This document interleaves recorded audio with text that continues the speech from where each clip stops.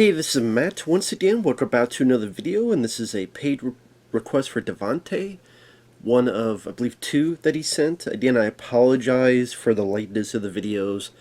I'm trying to get them up as soon as I can, but thank you for your patience. I really do appreciate it.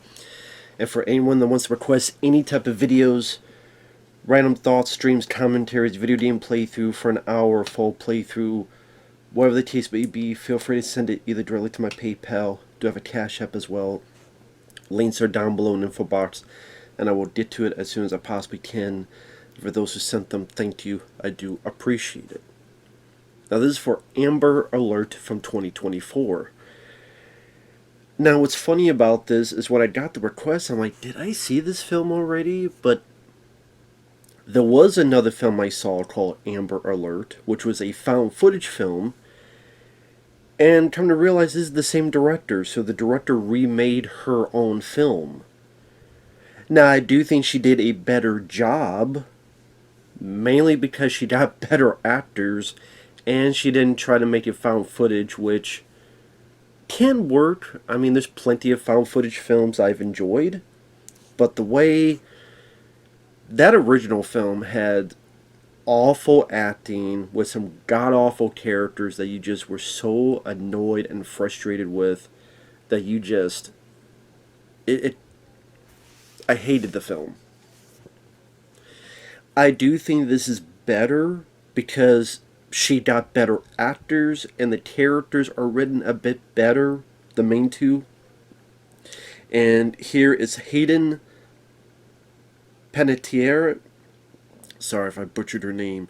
She was in Stream 4, Stream 5. She was in the video game Until Dawn. She was the lead character, Sam. At least I recall the main character. And I thought she did good in that game. And I thought she did, I mean, she looked a bit different. A little bit more junk in the trunk, which I'm not going to complain about. I don't mind. I don't mind a little bit of junk in the trunk, both in front and the back. You know, I could deal with that. Nothing wrong with that. And her acting, once in a while there's a moment that's kind of but for the most part I liked her acting. And then this guy, Tyler James Williams, I don't know what else he's done, but I thought he was rather good. So that alone was way better than the original. I will say, though, is that this director has not gotten too much better script-wise, because I do think this film has issues with its script, with certain things that are just very dumb, or would never happen, or pushes, outside the realm of realism. So I do think that this person is not that good of a writer. I hope she got this out of her system instead of waiting another 10 years to do another remake. I don't know if this director even did anything else. But the setup of the film is Hayden, again, got some junk in the trunk, both titty and ass-wise, which I don't blame, I like. There's a ride share. She gets a ride with this guy, played by Tyler James Williams. At first he's like, well, I gotta go, I'm closed, oh please, you're on the way, I'll give you some extra money. He's like, fine, okay. And throughout the film we do get a little bit of development on the two. We realize that the guy, I forget their character names, I'll just say their real names, Hayden and Tyler. We found out Tyler has got his ex-wife, there's his kid they're supposed to see for his birthday. He's got a video game for him, and the ex-wife is chewing him out, and Hayden's apologizing. I didn't know you were in a rush. He's like, no, it's fine. So you get the idea. There's a bit of a battle between him and his ex-wife. Meanwhile, while there's some fun dialogue back and forth. Like before she goes into the car, he's like, well, I don't know if you want to go in my car. I murder my passengers. Oh, really, huh? Yeah, with a big needle. Well, she came out, she had both eyes. Well, no, she only has one eye. You just didn't see it. I don't know, I saw her come out. She seemed fine to me. I'll take the risk. So again, I thought the two leads worked well enough. Some people may disagree, but I liked the two leads. That helped a lot compared to the original. Again, if you think I'm praising it too much, go watch the original and look at the two main characters. It's the lady doing, you can't do this, you need to do that, do this, Now, I'm being quiet when I'm doing that. Imagine that screeching. You just need to drive. Stop yelling at me. Just go watch the original if you don't know what the fuck I'm talking about. God damn, it pissed me off. So much better actors in this. And calm down. These two are more calm down than in the original. So anyway, while that is happening, a woman is with her mom and with her kids, and they're kind of filming on the phone, going back and forth. She realizes one of her kids is gone. And then she looks at the phone and realizes that she caught the car that she's been taken into. This is where the issues with the script come into play, where this person, I know this person wrote it with someone else. They are bad writers. I don't think that, I think is the biggest issue with the film. She calls the cops and like, okay, we'll see what we can do. The responder talks to her boss. I recognize her boss. Her boss is actually Kevin Dunn. And I'm sitting there going, is that who I think it is? I'm like, oh shit, it is. Now, he's been in a lot of stuff. He was in... Okay, if you saw the Michael Bay Transformer films, he was Shia LaBeouf's dad in those movies. He was also the dad in Small Soldiers. He was in the 1998 Godzilla film. He's been in a lot of stuff. I always liked him. He's kind of the police chief, I guess you would put it. So Kevin Dunn says, wait, she don't have a license plate?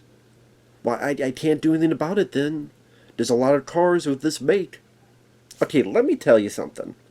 I forget the director's name. I don't care.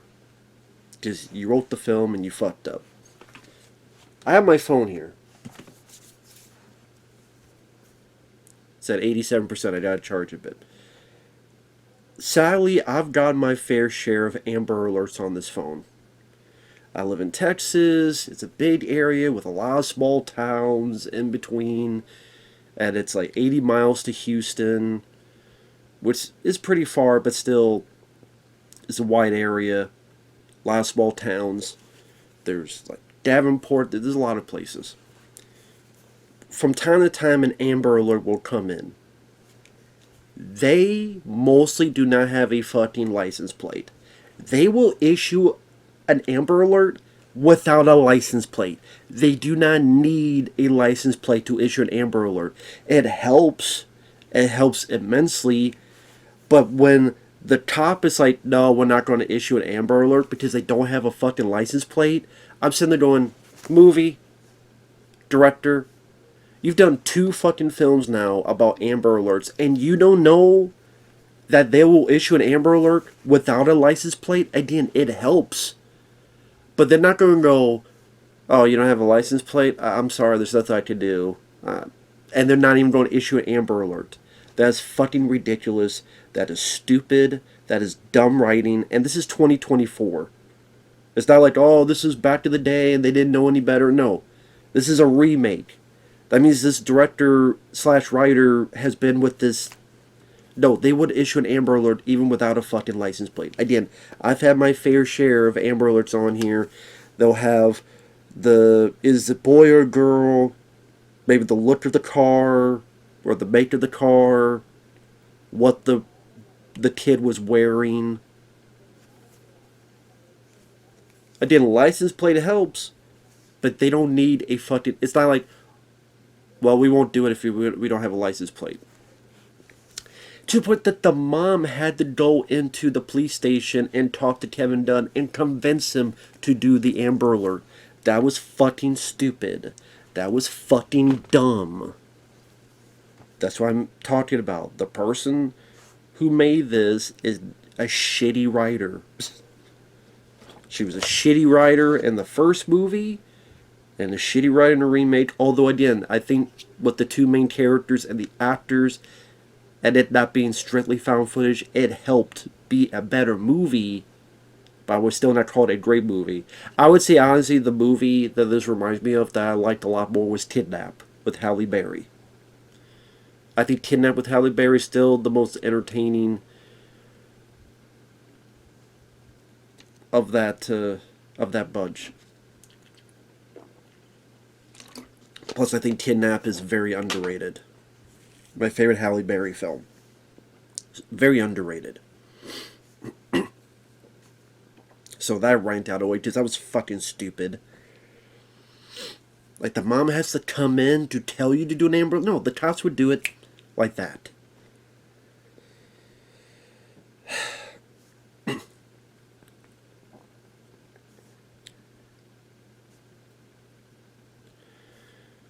So pretty much after Hayden and Tyler, they're still talking. There's a bit at the end about Tyler's son's birthday. A little bit of back and forth talking about that. They get the Amber Alert on their phones.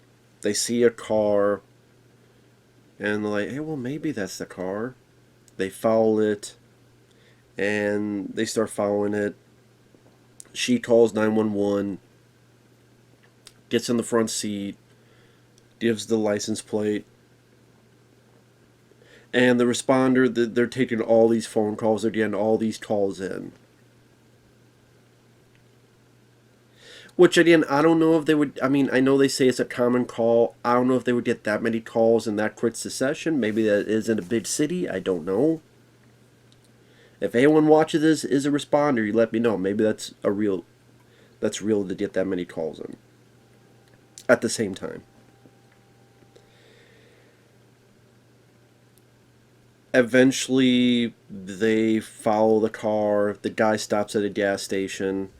And I do like that Hayden says, listen, I'm going to check this out. You go home.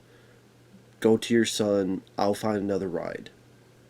The reason I like that is she's not putting Tyler in danger. She realizes this guy's got to go back with his son.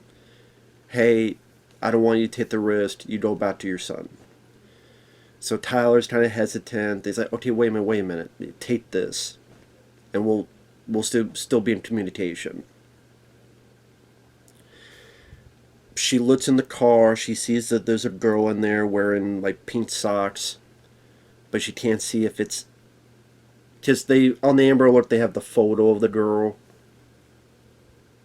Which I've never seen that. I don't know if that's something other cities do. When I've gotten Amber Alerts, a lot of them, they don't have the picture of the kid. Again, maybe... And there are other places they do that.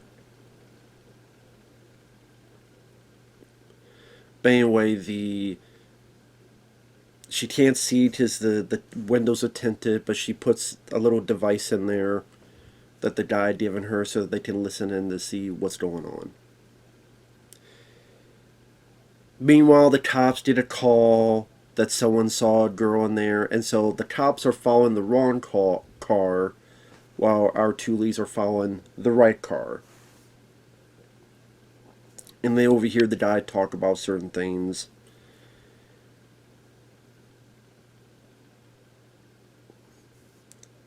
And they're pretty much following the guy.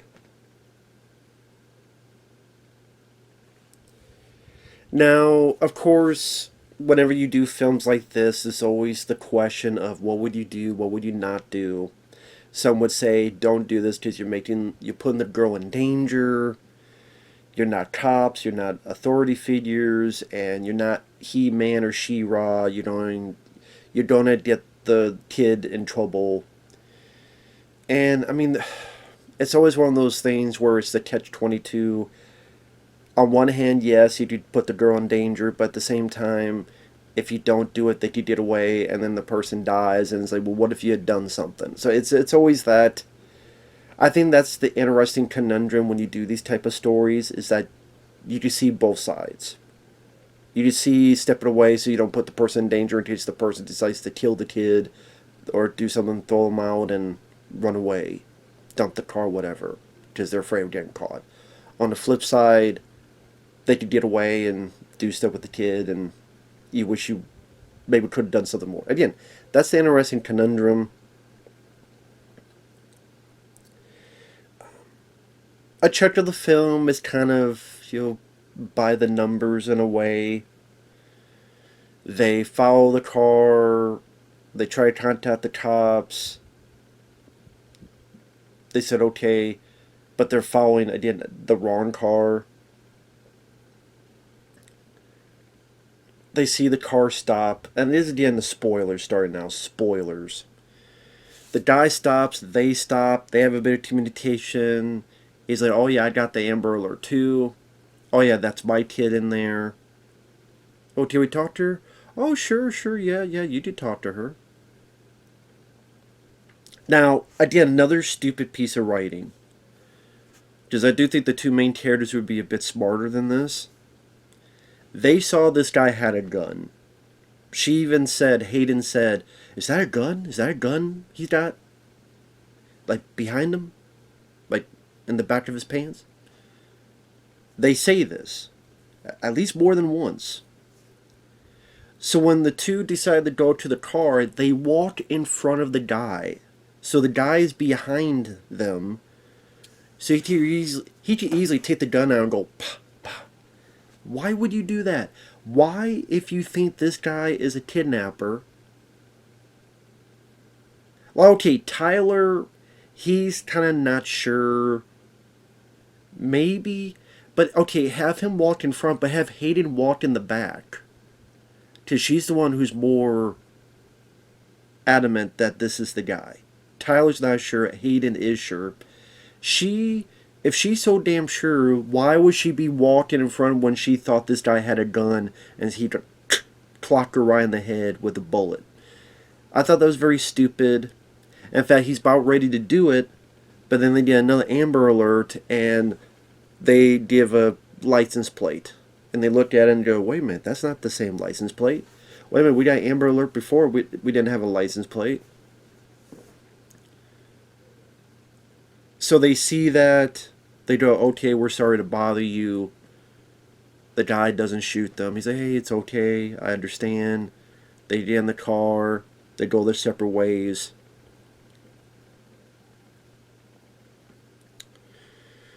Hayden calls in. And then I guess she gets the idea, the guy who called you, was he a guy or a girl? Was it a guy? Was his name, I forget the first name. How do you know? And then she tells about how I saw a girl and she had pink socks. And that was one of the parts of the description. And the respondent's like, are you sure? So that's when they realize it's a ruse. They realize that the kidnapper, he's the one who had called in before, hey, I saw someone and this is what their license plate was. They freak out, oh my god, we had the right guy, we gotta go find him. There's another idea that they do, which I thought was iffy. They get the guy's phone number and they call him and they try to talk to him. I thought that was a bad, well, literally a bad call. It's like, you have nowhere to go, you have nothing else you could do. I'm sitting there going, if you rile the guy up, he could just kill the girl and throw her out the window. In fact, you think he does that, but it was this doll that he had. And they think, oh my god, it's the girl, but it's this doll. So I do think the script it needed a different writer. Not the person who directed this, because they're not a good writer. You definitely see that in the original.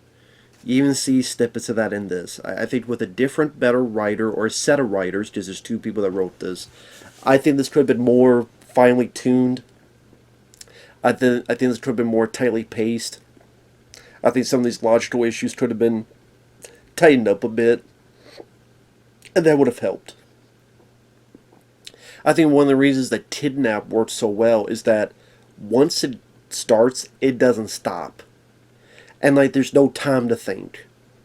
So you may think, well, that's the right or wrong way to do it. It's like there's no time because she's right on the ass of the kidnapper. And if she stops, then they're going to lose it. And then when it does, it's a very frenzied movie in a good way. And she's by herself, and you don't always think the right way, so you could argue, okay, it's a parent whose kid has been kidnapped, their child, so you not may not be in the right frame of mind. So if you make mistakes, you make mistakes, but you're doing the best you can. At least you can justify that. Here, a bit less so. Again, the whole thing, I already mentioned the whole, we won't issue an Amber Alert unless we have a license plate. I'm like, bullshit, they won't. Or, yeah, I'm going to walk in front of this guy who I thought had a gun. No. No. Again, I do think the two leads help. There's this bit where they share stories, and she mentions, we get the idea now why she's so adamant about this. At one point she was pregnant, and it was stillborn. And even though it was stillborn, you still had to go through the procedure of pregnancy as if the kid was alive, and how it looked like he was sleeping. I thought Hayden did a really good job with that performance. I thought it definitely made me feel for her. I thought the Tyler's expressions, where he like fully understood why she was so adamant about this. So I thought that was a really good scene. It's scenes like that where I go, okay, I don't mind the film because of scenes like that. I thought that was a very effectively emotional scene for Hayden. Because I do like her as an actress. I don't like Stream 4, Stream 5, or was she in Stream 6? I know she was in Stream 4. Was she in 5 or 6? Maybe it was 6 she was in. I just Stream 5 and 6 mixed up. So if you're like, she was in Stream 5, I get those two fucking mixed up. Maybe it was Stream 6 she was in, yeah. Yeah, that was the, yeah. I get those two, but yeah, I think it was Stream 6 now that I think about it. Fuck all those goddamn sequels. 4, 5, and 6 can all fuck themselves. See, I told you, I can't tell them apart now. I know Stream 5 is the one David Arquette dies because it's bullshit. Anyway.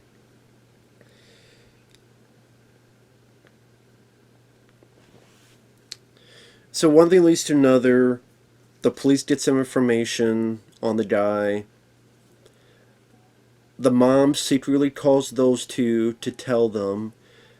Now the cop isn't going to do it. Kevin Dunn isn't going to do it because he's like, I'm not going to put these two in danger. They're not cops.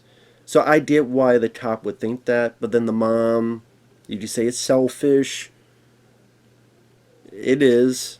But she does call them to go, could you two please help?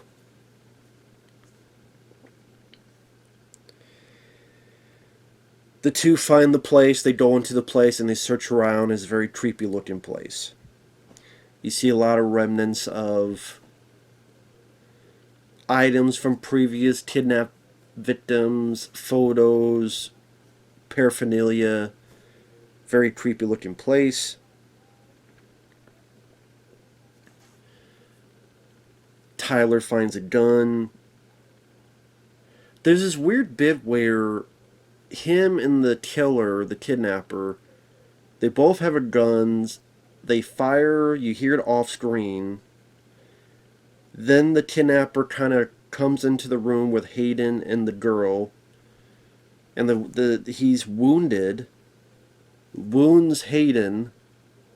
About ready to kill. But then Kevin Dunn shows up, the cop, and kills the kidnapper. And then Tyler pops up. I'm like, where the fuck did this guy go, Tyler? Because he's not wounded at all, so I would imagine what happened is they face each other. Tyler wounds the kidnapper. But then where the fuck did he go? Was he hiding somewhere? Did he have to go take a shit? Did he go outside to leave a piss? Out by the bushes? Is that a special bush? Where'd he go? He had to get a thumb out of his ass? And thank God how convenient that Kevin Dunn, the cop, happened to get there at the right time, at the right moment. How convenient that was. It should have been Tyler should have killed the guy. I don't know why they didn't do that. That would make more sense. Like, they're both wounded. Like, Tyler comes in, you see that he's wounded. And okay, they shot at each other, they both wounded each other. So one was kind of trying to deal with his wound while the other goes after Hayden and the girl, and then Tyler comes in and shoots the guy. That would make more sense, and then the cops come afterward, so it's less convenient.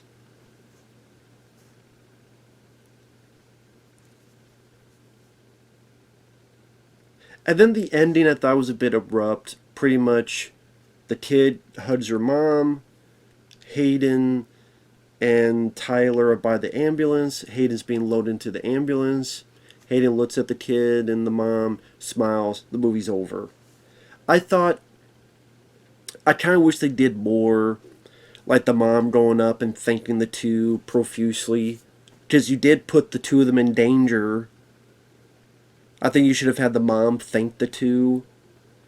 I think there should have been at least one last piece of dialogue between Hayden and Tyler James Williams. Like some piece of dialogue. Or you know what? Maybe have Hayden visit Tyler and meet Tyler's kid. And hey, your father's a really good, brave man.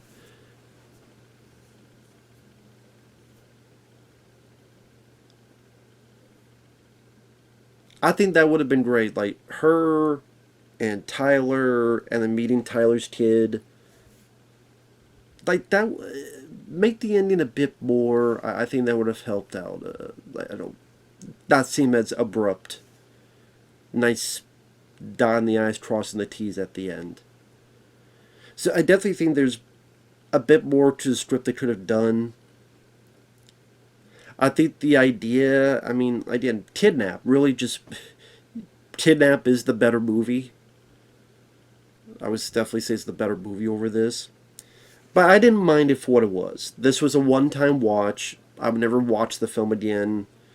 I thought the two leads did a good job for what they had. There's some nice little moments between them.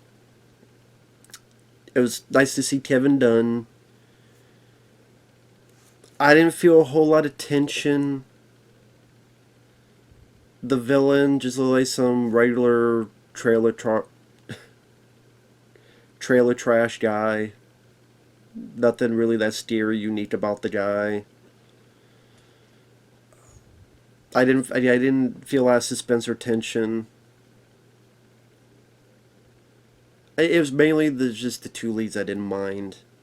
The concept I don't mind, because it's a very, it's a concept always, you can always have a lot of potential with that concept. The Amber Alert, what would you do if you were in that situation? How far would you go or not go? I mean, that always has the potential of intrigue whenever you have a story like that. So I'm a sucker for that kind of story, because I think there's a lot of drama and palpable tension that you could get out of that. I just think Kidnap had a lot more intensity and a lot more visceral action involved with it. But yeah, Hayden and Tyler James Williams, they did a really good job. And it was a lot better than the original. Just spoilers, in the original, the two just yap at each other, and the lady just going, you need to do this, you need to do this, Chip yelling and screaming and screeching at the guy. And then the two idiots went into the house, and then they got themselves killed. The kid was saved, but they got their dumbasses killed. And part is good, because they were dumbasses. Thankfully, they didn't do that in this movie. which is nice. So, you did improve on it, director, but it's still not grade A stuff. I still think. Why did you just watch Kidnap? It did this well. Or hell, even just the idea, I think there's still a better movie to be made on this. Not from you. But it was at least a time waster. So, take that for you will. Thanks for watching. Take care, and we'll see you guys later. Bye-bye for now.